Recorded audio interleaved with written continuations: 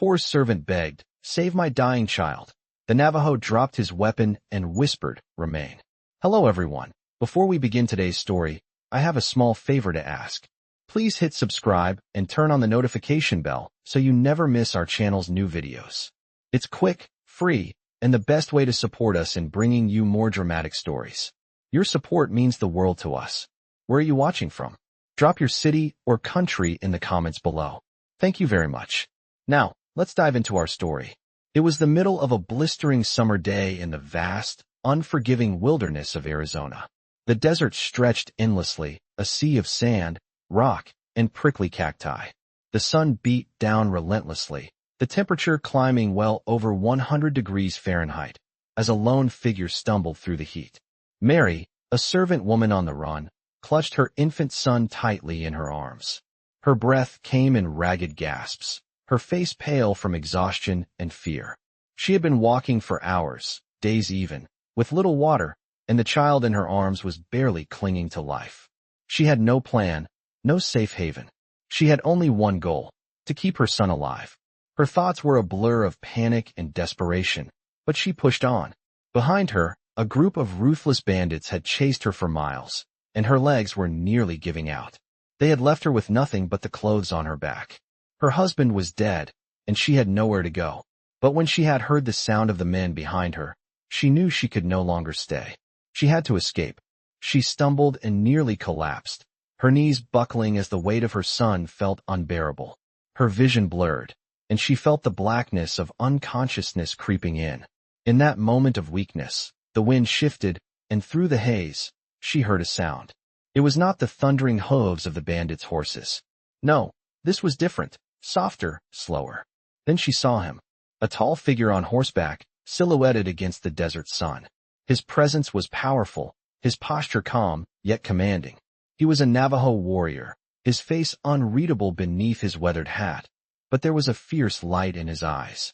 The warrior dismounted quickly, his movements fluid, and Mary could only watch in shock as he approached. His face softened for a brief moment as he saw the condition she was in, but there was no time for kindness. The warrior glanced at the child in her arms, his brow furrowed with concern. The child's faint cries were barely audible, but they were enough to tug at the warrior's heart. He reached out without a word, carefully taking the child from her arms. For a moment, Mary thought she might collapse entirely, but the warrior's steady presence kept her grounded. He turned, holding the infant close to his chest, and spoke in a voice that was low but firm. "Remain," he said simply, his words carrying an authority that was impossible to ignore. Mary could do nothing but watch as the warrior rode off, the weight of her son now in his hands. He was a stranger, yet in that moment, she trusted him with her most precious possession. She didn't know where he was taking them, or what would happen next, but she knew one thing. She had just placed her fate, and her son's, into the hands of someone who understood the weight of survival in this harsh world. As the Navajo warrior rode through the scorching desert with the infant cradled in his arms, Mary stumbled behind him, her legs heavy with exhaustion. The heat was unbearable, but the warrior, calm and unshaken, guided his horse with steady hands, his every move deliberate and precise. Mary had never seen a man move with such purpose and quiet confidence. She had heard stories of the Navajo, stories of their strength, resilience, and wisdom, but never had she imagined one would be the one to save her and her child. She was no longer sure how far they had traveled, but the desert seemed endless, the landscape stretching out before them like a hostile ocean of sand and rock. Her mind was clouded with confusion and fear, but there was also a strange sense of calm that had settled over her since the warrior had appeared. She had no idea where he was taking them or what would happen next, but something about his presence reassured her. The warrior's eyes were focused on the horizon, as though he were guiding them towards something, a destination known only to him. His silence was not uncomfortable. It was as if he had no need for words. Every action he took seemed calculated, yet effortless, and Mary felt as though she were witnessing something sacred, something beyond her understanding. Her son, who had been so weak and frail just moments ago, seemed to relax in the warrior's arms. Perhaps, in some way, he too could sense that they were safe. They rode for what felt like hours, the sun hanging low in the sky, casting long shadows across the land. The warrior did not stop, not even once, and Mary could only follow, her feet dragging beneath her. At last, they reached a small canyon, a hidden oasis of sorts, where the warrior dismounted and gently placed the child on the soft ground beneath a sparse tree. The sound of water trickling nearby reached Mary's ears, and she realized they had arrived at a well-hidden spring. The warrior knelt beside the child, checking for signs of life. Mary watched him intently, her heart in her throat. She had never been more afraid in her life, yet she felt a strange sense of trust in this man she had never met before. After a long moment, the warrior looked up, his expression unreadable. "He will live," he said, his voice calm but firm. Mary let out a breath she hadn't realized she had been holding, and her eyes welled with tears of relief. "Thank you," she whispered, her voice breaking. The warrior nodded, though he seemed to have no need for thanks. As he rose to his feet, he spoke again, his tone softer now, almost as if he were sharing a piece of wisdom. "The child is strong, but he will need rest," he said. "And so will you."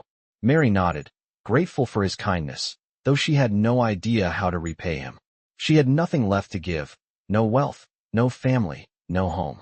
She was just a poor servant with nothing but the clothes on her back and the child in her arms. The warrior's eyes met hers then, and for the first time, she saw a flicker of something more than mere duty in his gaze, something akin to understanding, as if he saw something in her that she herself had never fully recognized. "You are not alone anymore," he said, his voice steady. "You are with us now." Mary blinked in confusion. "With you?" she asked, her voice trembling. I don't understand." The warrior knelt down once more, his expression softening as he looked at her. "The Navajo do not turn away those in need," he said simply. "You are part of us now. You have been saved by the land, by our people." Mary felt a lump form in her throat, and for the first time in a long while, she felt a glimmer of hope. She had been wandering, lost and alone, but now, in this strange and unfamiliar place, she found herself standing on the edge of something new, something that could change everything. "Thank you," she said again, her voice barely more than a whisper. The warrior nodded once more, then turned toward the child, who was beginning to stir in his sleep. "Rest now," he instructed. "Tomorrow, we will begin the journey home." And for the first time in a long while, Mary allowed herself to relax, her mind and body giving in to the exhaustion that had been building for so long. The warrior's words echoed in her mind. "You are with us now." She wasn't sure what that meant yet, but for the first time in a long time, she allowed herself to hope. The following morning, the sun rose slowly over the horizon, casting a warm golden light across the desert landscape. Mary awoke to the sound of the gentle breeze stirring the leaves of the sparse trees around them.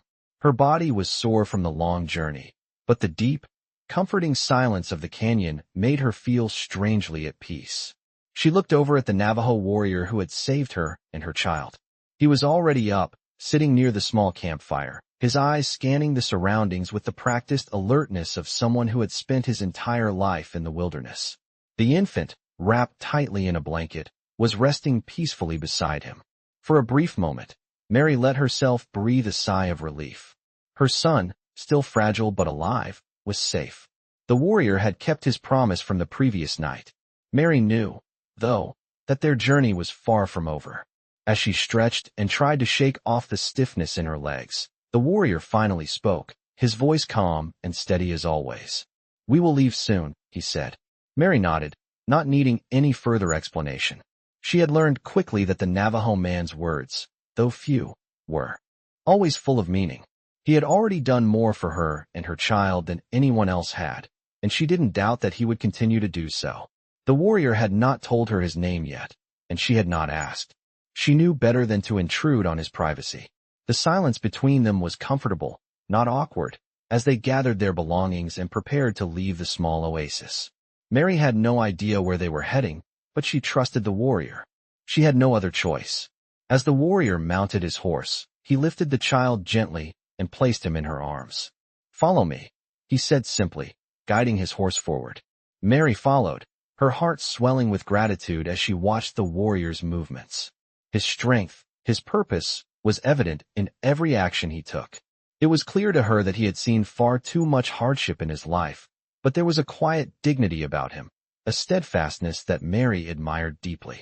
As they rode, the heat of the desert intensified, but the warrior remained unaffected, his gaze fixed on the distant horizon. The land was vast and empty, but there was something beautiful about it. It reminded Mary of the freedom she had longed for in her life, a freedom that seemed so distant when she had been trapped in the bonds of her past. The sun climbed higher, the air growing hotter with every passing minute. They rode through the desert for hours, with only the sound of the wind and the occasional cry of a distant bird breaking the silence. Mary tried to focus on her surroundings, but her mind kept returning to her son, to the warrior, and to the strange sense of safety that had settled over her. She was not used to feeling safe, not after everything she had been through. But with him, the Navajo warrior, there was a sense of security that she had never known before. At long last, they reached a small canyon. The warrior stopped his horse at the edge and turned to face her. "This is where we rest," he said. Mary dismounted and gently cradled the child in her arms as they moved to a shaded area by the cliff's edge. The warrior set up a small fire, and as the evening fell, they sat in silence, the stars beginning to twinkle above them. The child, now fed and swaddled in blankets, slept peacefully at Mary's side. She looked at the warrior, his face illuminated by the flickering firelight. "Why are you helping us?" she asked, her voice soft and hesitant. The warrior turned to her, his expression unreadable. "You have been saved," he replied simply. "We do not turn away those in need. You are now part of us." His words echoed in the still night air, and for the first time in what felt like an eternity, Mary felt a deep sense of belonging. She didn't know what the future held, but in that moment, surrounded by the desert and the Navajo warrior, she realized that she had found something she thought she had lost forever, a place where she could feel safe, where her child could grow and thrive. The warrior's words lingered in her mind as she closed her eyes and drifted off to sleep. Tomorrow would be a new day, a day of unknown challenges, but for the first time in years, she felt a flicker of hope. She wasn't alone anymore. The days passed in a quiet rhythm, and Mary found herself adjusting to the slow pace of life with the Navajo warrior. They had settled in a secluded part of the desert, a place known only to a few, where the winds whispered through the canyon and the stars shone with an intensity that Mary had never seen before. Every day, she helped the warrior with small tasks, gathering water, tending to the fire, and looking after her son. The warrior, whose name she still did not know, was always at the ready, his eyes constantly scanning their surroundings, alert to any signs of danger. The silence between them was comfortable. He had never pressed her for information, never asked her questions about her past, and Mary appreciated that. She was still uncertain of her place here, but every passing day seemed to reassure her that she had found some form of peace, however temporary. One evening, as the sun began to set and the sky turned a deep shade of orange, Mary sat by the fire, cradling her son in her arms. The warrior, as usual, was preparing their camp for the night. He had been silent for most of the day, his face set in its usual unreadable expression. But that evening, he paused for a moment, his gaze fixed on the horizon. "You are safe here," he said, his voice low, yet steady. Mary looked up, startled by the words, and met his gaze. "Why are you helping me?" she asked, her voice barely above a whisper. The warrior remained silent for a moment, his eyes softening as he looked at her and the child. "The land has a way of showing us what we must do," he replied. "You are not the first to need protection, nor will you be the last. We, the Navajo, are bound to protect those in need. It is our way." Mary was silent, absorbing the gravity of his words. She had heard stories of the Navajo's strength, of their unyielding bond to the land, but she had never truly understood what it meant until now. It was more than just a code of honor. It was a way of life. The warrior's actions spoke louder than any words could. He had taken her and her son in, not because he was obligated to, but because he believed it was right. "I don't know what to do," she admitted, her voice filled with uncertainty. "I have nothing left." The warrior looked at her for a long time before speaking again. "Then you will stay here with us," he said simply. "You will live with us, as part of our people." Mary's heart pounded in her chest at the weight of his words. She had never considered such a possibility. She had been a servant all her life, never part of anything larger than the work she had to do to survive. But now, here, in the presence of this warrior, she saw a chance for something different, something better. The warrior stood up, his movements fluid and purposeful, as he walked over to the edge of the canyon. "There is much you do not understand," he said, "but you will learn. The land teaches those who listen." Mary nodded slowly, feeling the weight of his words settle into her chest. She had no other choice but to follow him. Her life, and the life of her son, were in his hands now. The next few days were spent in silence, with the warrior showing her the ways of the land. He taught her how to gather food, how to make fire from the dry desert wood, and how to track the animals that roamed the vast wilderness around them. Every day, she learned something new. Every day, she became more and more a part of the land. But it was not just the physical skills that she learned. The warrior also shared with her the deep spiritual connection that the Navajo had with their land. He spoke of the sacredness of the earth, of the spirits that inhabited the desert, and of the respect that all living things deserved. Mary began to understand that this was not just survival, this was living with purpose. It was something she had never experienced before. As the days turned into weeks, Mary found herself growing stronger. Her son, too, seemed to thrive in the new environment. The warrior's protection was constant, and though he remained as quiet as ever, Mary could feel his presence as a steady force of safety. One morning, as they stood by the fire, the warrior looked at her, his expression more solemn than usual. "You are part of us now," he said, his voice softer than before. "The land has accepted you." Mary looked up at him, surprised by the finality in his words. "Part of you?" she asked, uncertain of what he meant. The warrior nodded. "You belong here now. The child will grow strong, and you will find peace." For the first time since she had arrived, Mary felt a sense of belonging. She wasn't just surviving anymore. She was living. The warrior had given her and her son something she had never thought possible, a future. And in that moment, she knew that whatever came next, she would face it with strength, just as the Navajo had taught her. She had found a new home, and it was one that she could never have imagined in her wildest dreams. Days turned into weeks, and Mary began to find a new rhythm in the life she had never imagined. She woke before dawn, her body now accustomed to the rhythm of the desert. The warrior, as always, was already up, preparing for the day with the silent determination that she had come to respect. Her son, now growing stronger, was playing quietly by the fire. The warrior had taken to teaching Mary the skills of survival in this harsh land.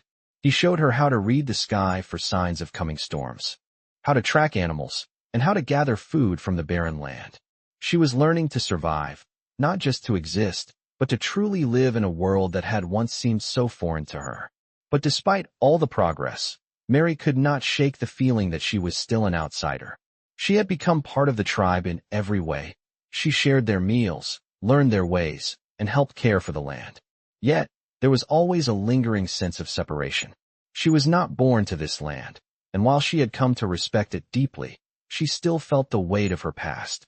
One afternoon, as they sat by the fire, the warrior spoke to her in his usual calm tone. "The land gives and takes," he said. "It is not always kind, but it is always fair. It provides for those who listen." Mary looked at him, her thoughts drifting to the world she had left behind. "I listen," she said, though her voice faltered. "But I feel disconnected. I have given up so much to be here. And yet, I wonder if I am truly part of this." The warrior's eyes met hers, and for the first time, there was a softness in his gaze that she had not seen before. "You are part of this," he said simply. "The land does not care for where you come from. It cares only for those who live with it, who respect it. You have proven yourself. Your place here is earned." His words hung in the air, settling over Mary like a heavy blanket. She had never thought of herself as someone who had earned a place anywhere. She had always been a servant, an outsider, a wanderer. But here, in the presence of this warrior, she felt that perhaps she had found a place where she could truly belong. The warrior rose, his movements fluid and purposeful. "There is something I must show you," he said, his voice low. Mary followed him, her heart beating faster with curiosity. They walked in silence, the desert stretching out before them, the sun beginning to set behind the distant hills. As they moved deeper into the canyon, Mary noticed a small, hidden valley. It was lush with green plants, a stark contrast to the harsh, dry desert around it. In the center of the valley was a large, flat rock, its surface worn smooth by the passage of time. The warrior gestured toward the rock. "This is where we make our promises," he said. Mary's eyes widened. She had heard of the sacred places of the Navajo, but she had never seen one before.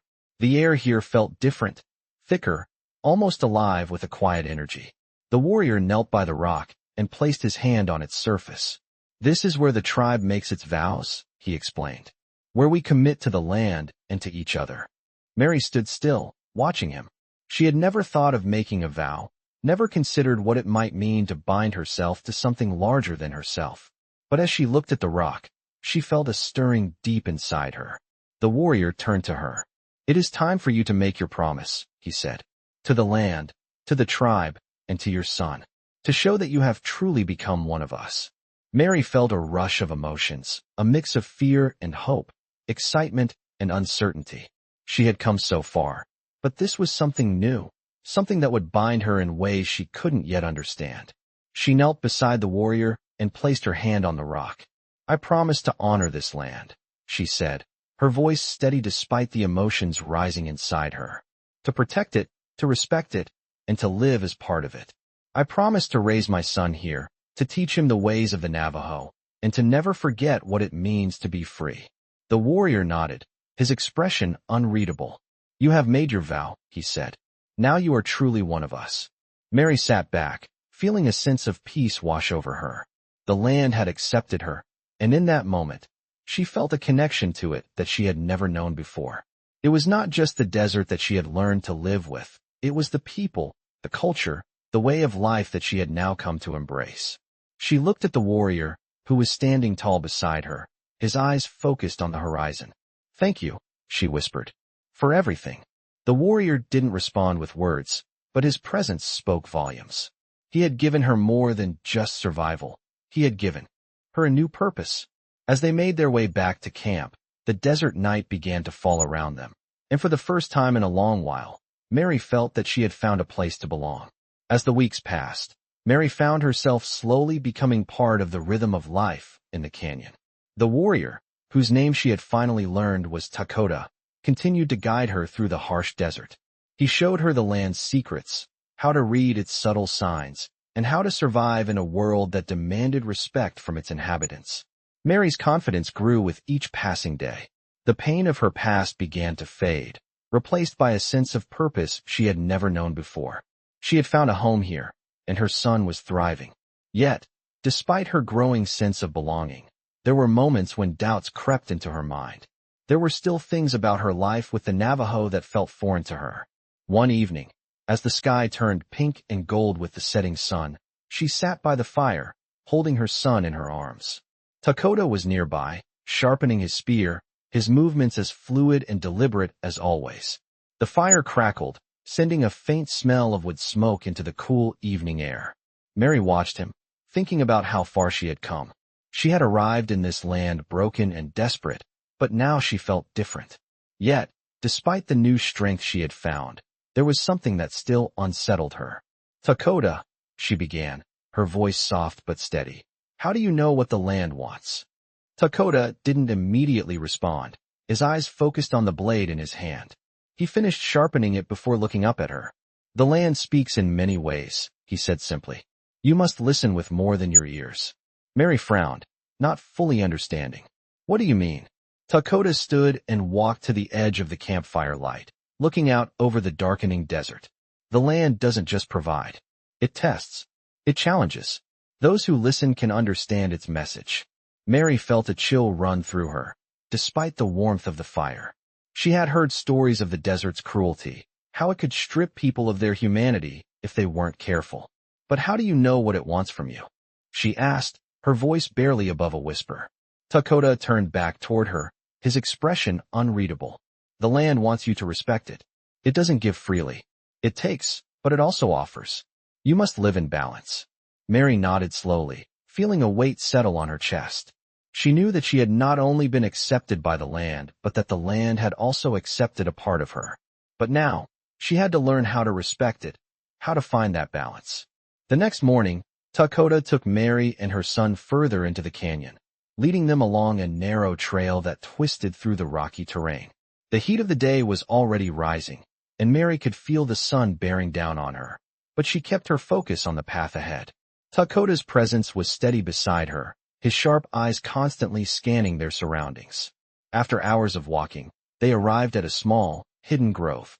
It was an oasis of sorts, with a spring of fresh water and lush vegetation in the middle of the dry desert.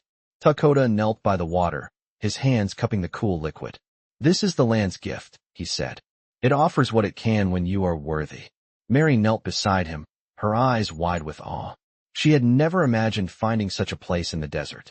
The water was clear, and the plants around them seemed to hum with life. "How do you know when you're worthy?" she asked. Dakota looked at her, his eyes deep with wisdom. "You do not choose to be worthy. The land chooses. It tests you, your strength, your will to survive, and your respect for the earth. If you listen, it will provide." Mary thought about this, feeling a deep connection to the land beneath her. She had spent so much of her life struggling, surviving by the skin of her teeth. But here, in the presence of Dakota and the land, she felt as though she had finally found something to stand on, something that wasn't about mere survival, but about living with purpose. Dakota stood, motioning for her to follow him. "Come," he said. "There is much to learn. The land will show you what you need to know." As they walked, Mary could feel a new sense of purpose stirring inside her. She wasn't just surviving anymore. She was living, learning, adapting, growing in ways she never thought possible. Dakota had given her a chance, and now, she realized, she had to prove herself. Not just to him or to her son, but to the land itself. As they made their way back to the camp, the sun began to dip below the horizon, casting long shadows across the desert. Mary looked up at the sky, her heart swelling with gratitude. She didn't know what the future held, but for the first time in a long time, she felt ready to face it. The land had accepted her, and she was ready to listen. Dakota had taught her that survival was not just about fighting for your life. It was about living in harmony with everything around you, respecting the earth, and finding strength in the quiet moments. It was a lesson she would carry with her every day for the rest of her life. Days passed, and with each one, Mary grew more confident in her place among the Navajo. The lessons Dakota had taught her were beginning to sink in. She no longer just survived, she thrived. She understood the land better now, the way the wind shifted, the patterns in the sky, the movements of the animals. She was no longer an outsider. She was becoming part of something larger than herself. But despite all the growth and learning, a quiet restlessness still lingered inside her. The vast desert, which had once felt like an endless, hostile sea, now felt like a home she had come to know and respect. Yet, there were still moments when the weight of her past, her life before the Navajo, would resurface, uninvited. She had left everything behind, a life of servitude, a life of poverty, a life without hope. But now, with her son growing stronger each day and her own heart beginning to heal, she found herself wondering what her future held. Would she always be bound to the land, to Dakota, to this new life? Or was there something more beyond the horizon waiting for her? One evening, as the sun dipped low behind the hills, Dakota and Mary sat by the fire. The flickering flames cast long shadows, and the air was cool with the promise of the coming night. Dakota, as always, was quiet, his mind on something far away, it seemed. Mary watched him carefully, studying his features in the firelight. He was strong, silent, and steady, but there was something in his eyes, something she had noticed more and more lately, that suggested a deep well of thought. "Dakota," she said softly, breaking the silence. "What happens next?" Dakota turned his head toward her, his gaze steady. "What do you mean?" "I mean, what happens now that I am here? What happens after I have made my vow to the land?" Dakota was silent for a long time, his eyes flickering toward the horizon, where the last light of day was fading. "You have done what was asked of you," he said slowly. "The land has accepted you. But what happens next is up to you." Mary frowned slightly, not fully understanding. "What do you mean?" Dakota's voice was quiet, but firm. "The land does not keep you here against your will. It has given you what you need, but it is not the land that decides your future. You decide." His words hung in the air, and for a moment, Mary was at a loss. She had thought the land, the tribe, Dakota, they all held the power over her fate. But Dakota was telling her that she had a choice she had not considered. But what about my son? Mary asked, her voice tight with emotion. What about his future? Dakota's expression softened, and for the first time, he reached out and placed a hand on her shoulder. Your son will grow strong here, but he is not bound by the past. He will have his own path to walk, just as you have yours. Mary swallowed hard, her throat tight with the weight of his words. She looked down at her son, who was sleeping soundly in her arms, unaware of the conversation unfolding around him. I never thought I would be here, she whispered. I never thought I would have a life like this. Dakota nodded, his eyes understanding. This is your new beginning. But you must decide if you wish to stay or move on. The choice is yours. Mary felt a swell of emotions rise within her. Fear, uncertainty, hope. She had come so far. But now, the thought of leaving, of going back to a life she had left behind, seemed impossible. Yet, there was something inside her that longed for more.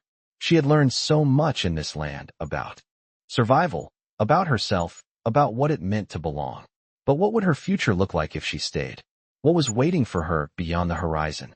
The question swirled in her mind, and as she sat by the fire, the warmth of it against her skin, she knew that she had to make a choice.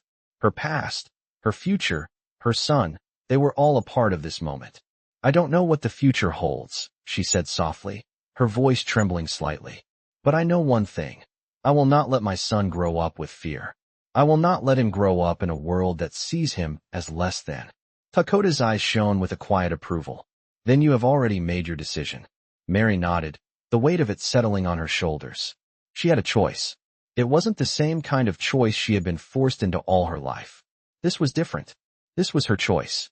She could stay, build a life here, and be part of the Navajo. Or she could leave, find a new place for herself and her son. The choice was hers, and for the first time in her life, that was all that mattered.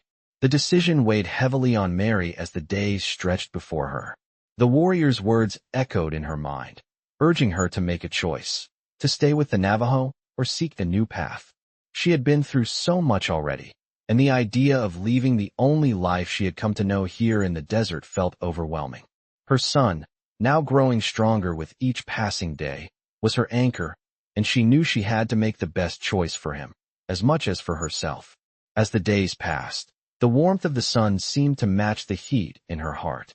The beauty of the desert surrounded her, the golden sands that stretched for miles, the cool shadow of the canyon, and the night sky filled with stars, as if the land itself was asking her to stay, to belong. But still, doubt lingered. Was she ready to commit to this life? She had come from a world where she was told what to do, a life where survival was a matter of enduring each day. Here, though, she had been given the freedom to choose, a gift she had never known.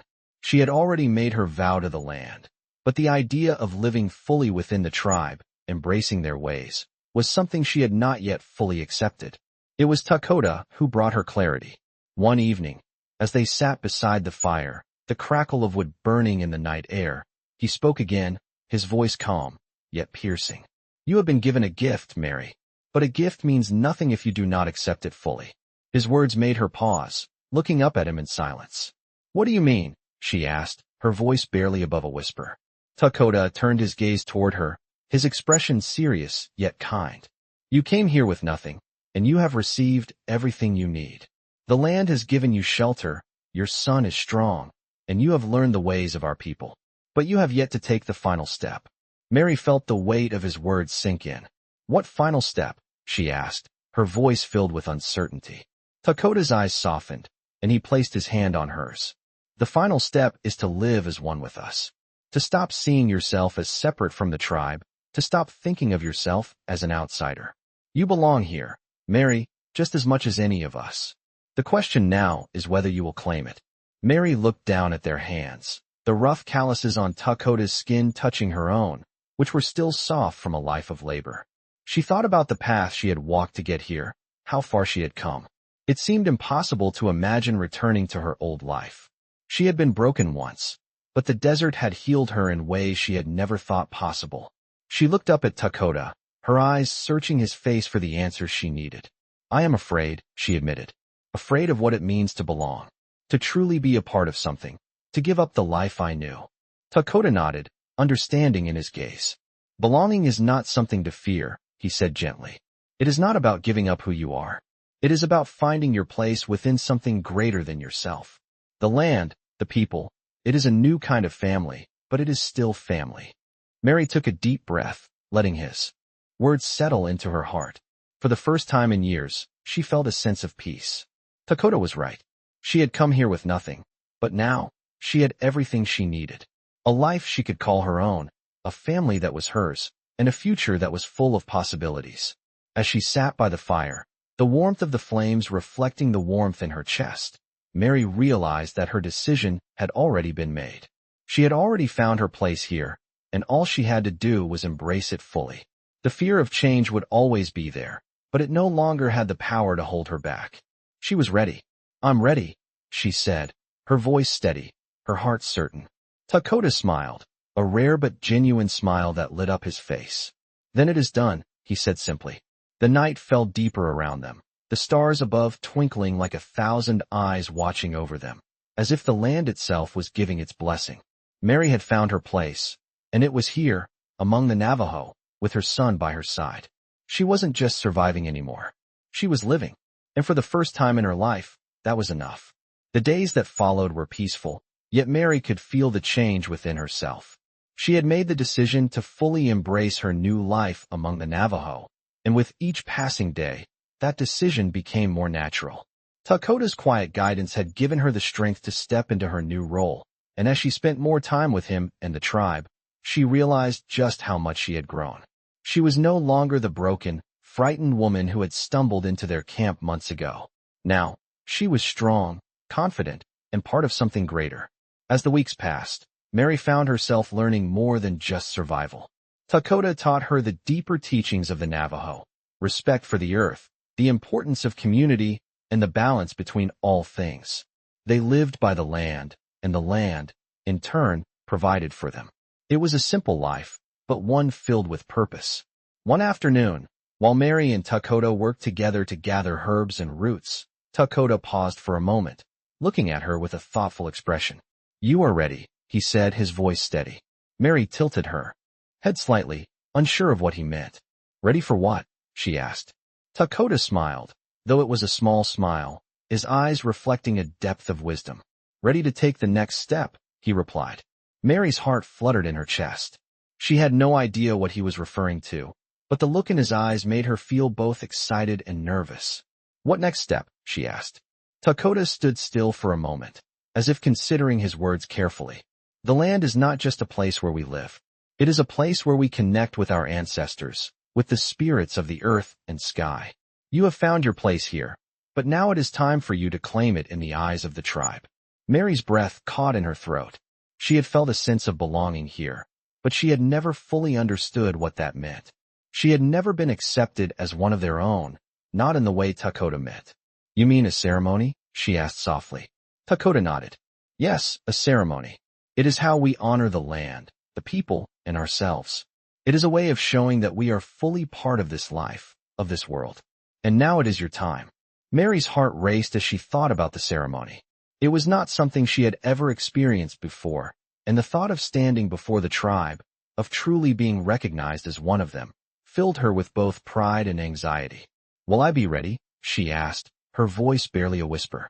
Dakota turned toward her, his gaze steady and kind. You have always been ready, Mary. The land has accepted you. The tribe will see that. All you must do is step forward. The words seemed to echo in her mind as they returned to the camp.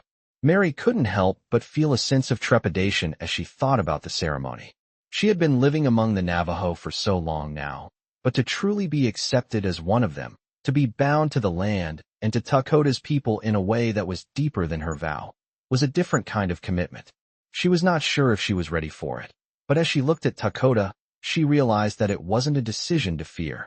It was a step forward into the life she had built. That night, as the stars filled the sky, the tribe gathered for the ceremony. The air was still, the crackling of the fire the only sound breaking the silence. Mary stood at the edge of the circle, her heart pounding in her chest. Dakota stood beside her, his presence calm and steady.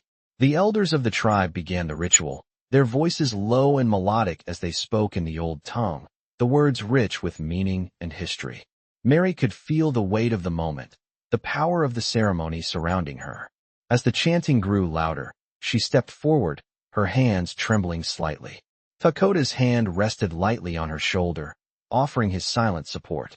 She felt a rush of emotion, a sense of connection to the earth beneath her feet, to the stars above, to everything that had brought her here. The ceremony was simple, but it held a power she could not fully understand. The elders placed their hands upon her, and in that moment, Mary felt a deep sense of peace wash over her.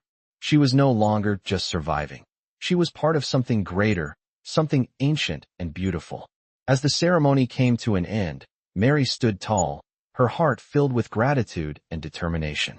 The tribe welcomed her with open arms, their acceptance as much a part of her now as her own blood. She had taken the final step, not just in her own life, but in her journey with the Navajo. The land had claimed her, and she had claimed it in return. She was no longer the outsider. She was home. The days after the ceremony were filled with a quiet sense of contentment that Mary had never known before. She had finally made her place among the Navajo, and with each passing day, she felt more and more like one of them. The land, the tribe, and the people she had once considered strangers were now a part of her. Her son had blossomed in this new environment, the desert air strengthening him, the bond of the tribe nourishing him. She no longer felt lost, no longer felt the weight of her past. She had found a new family, a new purpose. Takota remained a constant presence in her life, his guidance steady, but now there was a sense of mutual respect between them. He no longer needed to teach her how to survive because she had learned it on her own. Instead, their relationship shifted into something more complex, a partnership, one forged through understanding and shared experience.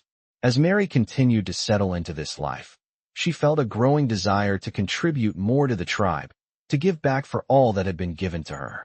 She had once been a servant, always in the background, never seen as more than what she could do for others. But here, among the Navajo, she was more than that. She was a mother, a learner, and now, a full participant in the community. One morning, Takota approached her with a proposition. He had noticed her growing strength and resilience, and he believed she was ready for a new challenge. "The time has come for you to take on a greater role," he said, his voice calm. But there was a hint of something else there, something like pride. "The tribe is preparing for the next season. We will need your skills in gathering food, in finding resources. The elders believe you are ready to help us in a way that is more than just survival." Mary's heart skipped a beat at the thought. She had never considered herself more than capable of taking care of her own, but this was different. This was about contributing to the tribe as a whole, about becoming a true part of the community. "What do you need me to do?" she asked, her voice steady with determination. Takota smiled, a rare, genuine smile that lit up his face. "You will help us find new sources of water," he said. "There are places in the desert that we have not yet discovered, places where the land hides its gifts. You know the land well now. You can find what others cannot." Mary felt a surge of pride at his words. She had learned so much in her time here. How to read the sky, how to track the animals, how to listen to the whispers of the earth. She knew she could do this. She knew she was ready. Over the next few days, she and Takota set out together on a journey to explore the desert further. Takota had always been a guide, leading the tribe to the places where the earth provided its hidden treasures. Now, he was showing Mary the ways of the land that he had known all his life. Together, they ventured deeper into the desert, into places that had once seemed too dangerous, too unknown. They crossed arid plains, climbed rocky hills, and navigated through dry riverbeds.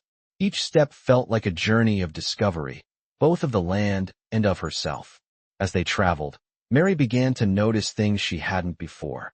The subtle shifts in the wind, the faint traces of water beneath the earth, the way the animals seemed to follow certain paths. The desert, once so foreign to her, was now a part of her. She could feel its pulse beneath her feet. One afternoon, after hours of traveling, they arrived at a small, hidden valley. It was lush with vegetation, and there, in the center, was a spring, a source of life hidden from the world. Mary knelt beside the spring, her heart racing. This was the discovery she had been looking for. She had found it. "This is it," she said, her voice filled with awe. Dakota looked at her, his eyes filled with approval. "Yes," he said, "this is your gift to the tribe." They spent the next few days marking the area and gathering the resources that would sustain the tribe through the coming seasons. When they returned to the camp, Mary was met with a sense of pride and admiration from the tribe. She had done more than simply survive. She had found a way to give back, to contribute in a way that she had never thought possible. Dakota stood beside her, his hand resting on her shoulder.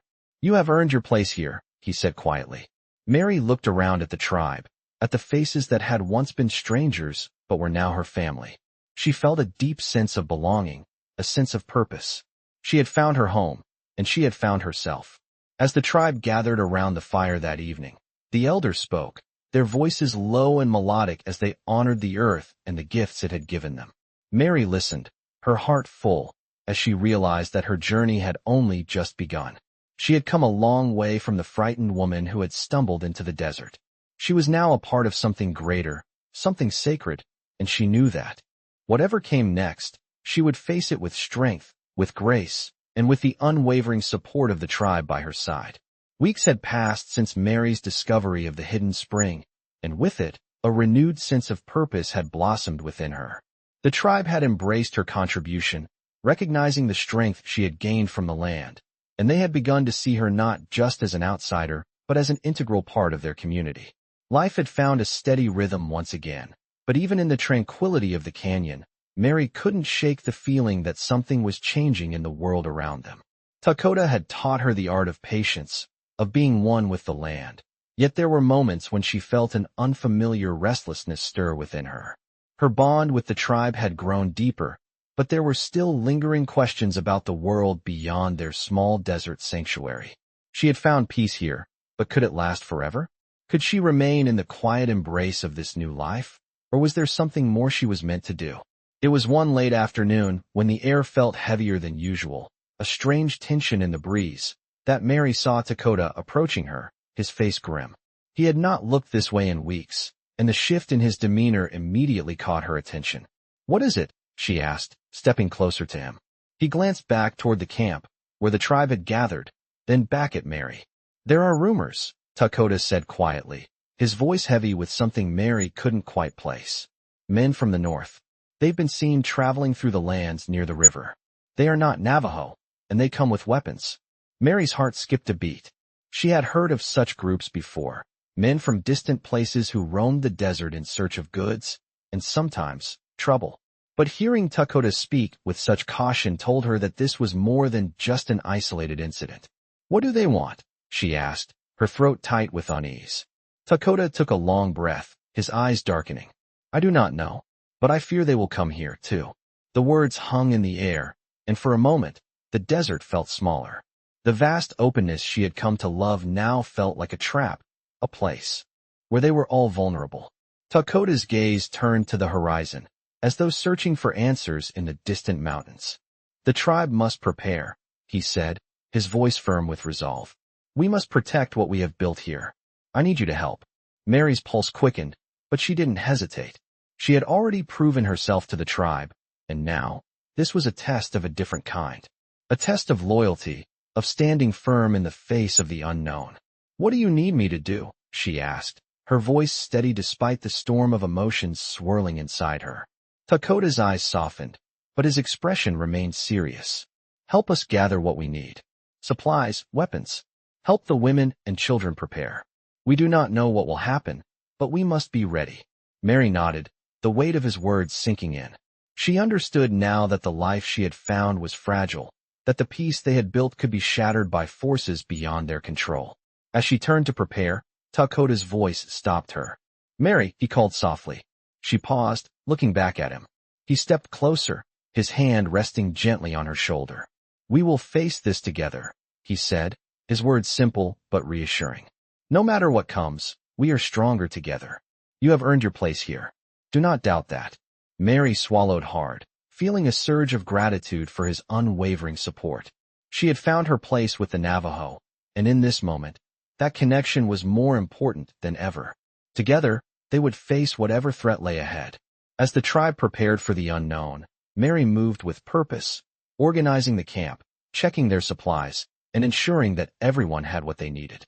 The men sharpened their weapons, the women strengthened their resolve, and the children huddled together under the watchful eyes of the elders. There was a quiet unity in their efforts, a sense of shared purpose that gave Mary strength. The sun dipped below the horizon, and the campfire flickered in the growing dark. The air was thick with tension, and the stillness of the desert night seemed to press in on them. Mary stood with Dakota, her hand resting on her son's back as they watched the stars appear overhead. The warrior turned to her, his face solemn but calm. "Whatever happens, remember this," he said, his voice low. "You have brought us strength. Your place here is not just because of what you have done, but because of who you are. We fight not just for survival, but for what we believe in." Mary looked at him, her heart full. The road ahead was uncertain, but she knew one thing for certain. She was no longer alone. She was part of something much larger, something worth fighting for. And whatever came next, she would face it with the same strength she had found in the desert, with the tribe at her side. The night was heavy with anticipation. The tribe had gathered, and the camp was quieter than usual, as if the earth itself was holding its breath. Mary stood with Dakota near the edge of the camp, her hand resting on her son's shoulder as they looked out into the vast desert. The stars above them flickered in the inky sky, and the night air felt charged, as though something was on the cusp of happening. The winds were still, but they carried with them a sense of unrest. Dakota's expression was solemn, his eyes sharp as they scanned the horizon, but there was something about the way he held himself that reassured her. He was prepared, as always, but there was an unease that Mary could not shake. "Dakota," she asked softly, her voice barely above the wind's whisper, "how long until they come?" He did not answer immediately, instead looking over at her with a quiet intensity that she had learned to trust. "I do not know," he said finally, his voice low. "But they will come, and we must be ready." Mary's heart beat faster. She had never known what it was to face such a threat, but living with the Navajo had taught her the value of preparation and resolve. She had become strong in ways she had never imagined, and now it was time to stand firm. The camp was bustling with quiet activity, each person preparing in their own way. The women gathered around the fire, making sure their children were settled and that supplies were packed. The men stood together, speaking in low voices, their weapons at the ready.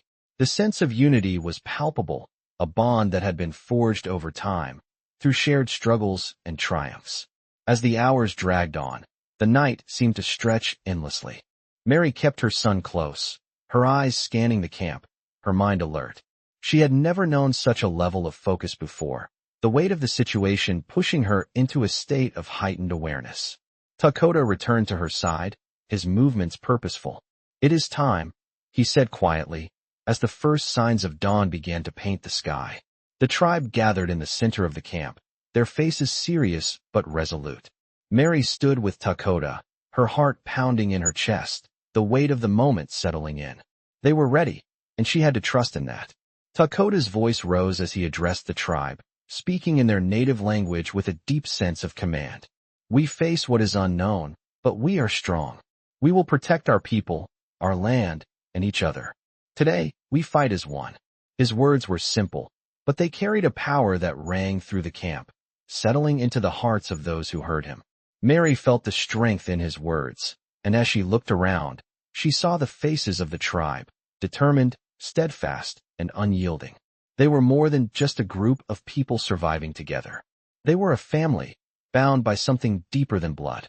The moments that followed seemed to blur together as the tribe made their final preparations.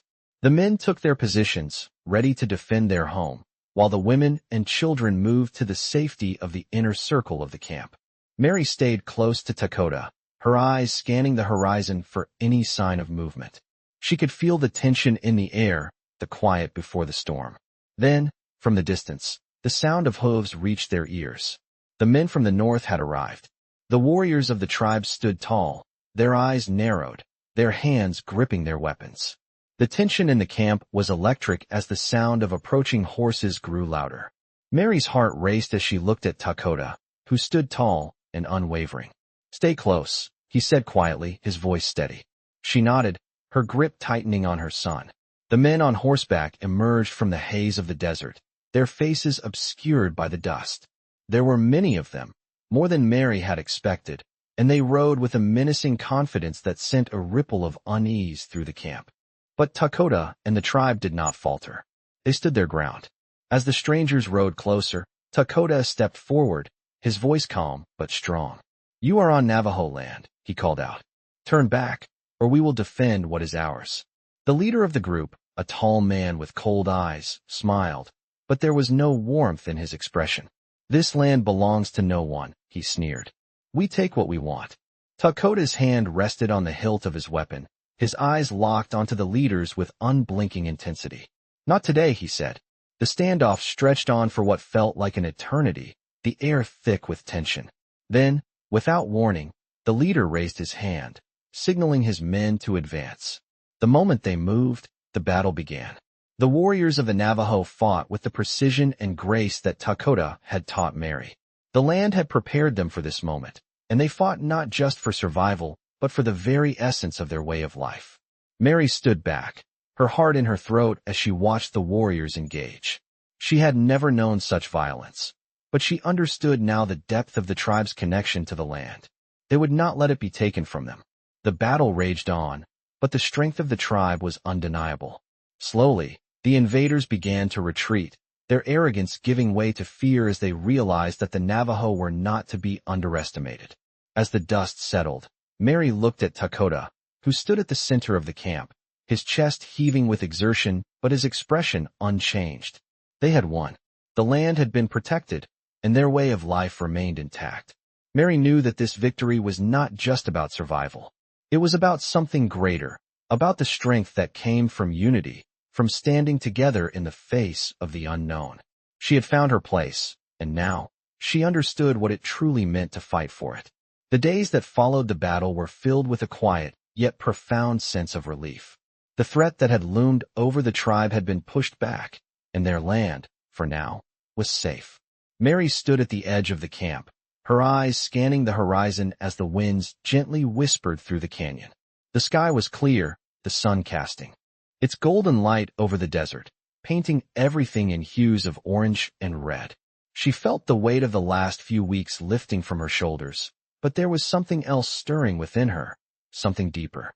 She had seen the tribe fight, stand strong, and protect their way of life.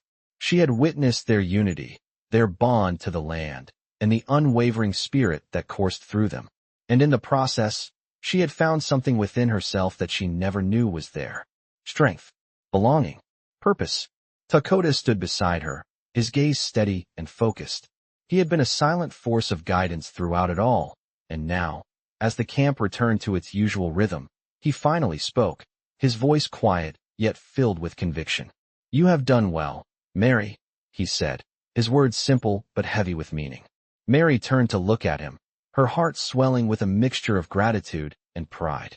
"I only did what needed to be done," she replied, her voice steady but soft.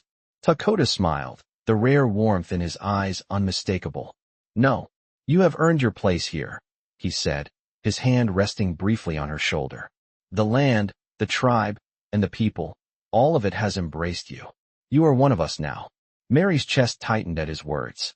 She had fought for this place, for this life, but she had never imagined that it would become something so much more than she had hoped for. The sense of belonging, of truly being part of something greater than herself, was a gift she had never known before. It was the feeling of family, of unity, and it filled her with an overwhelming sense of peace. As the days turned into weeks, the tribe continued their work, repairing what had been damaged and ensuring their resources were ready for the next season. The desert, with all its beauty and danger, was a constant reminder of the strength that came from respecting the land. And in that respect, Mary had become like the tribe, rooted in the earth, as much a part of it as the rocks and the sky. She spent her days learning more, working with Dakota, and watching her son grow stronger. Her life had come full circle, from a woman on the run, afraid and broken, to a mother, a protector, and a respected member of the tribe. She had come to understand the deep connection the Navajo people had to their land, to the spirits that watched over them, and to the life that flowed through every rock, tree, and stream. She was no longer the outsider who had wandered into the desert with nothing but fear and uncertainty. Now, she was a part of the story, her own name woven into the fabric of this place, this people. One evening, as she and Dakota stood by the fire, watching the flames dance in the cool night air, Dakota spoke again, his voice carrying the weight of years of wisdom. "The land does not forget, Mary, and neither should we." Mary looked at him, her heart full of understanding. "We are part of the land," she said softly, the words resonating deep within her. Dakota nodded, his expression solemn. "Yes, the land gives, but it also takes. It asks for respect, for patience, and for strength. In return, it offers life." Mary turned her gaze to the stars above, her mind reflecting on the journey that had brought her here. The desert, once a place of isolation and fear, had become her home, and as she looked at the sky, she knew that her journey was far from over. There would be more challenges, more hardships to face. But she was no longer afraid. She had found her place, her purpose, and she had found herself. The tribe had shown her what it meant to be strong, to stand together, and to fight for what was right.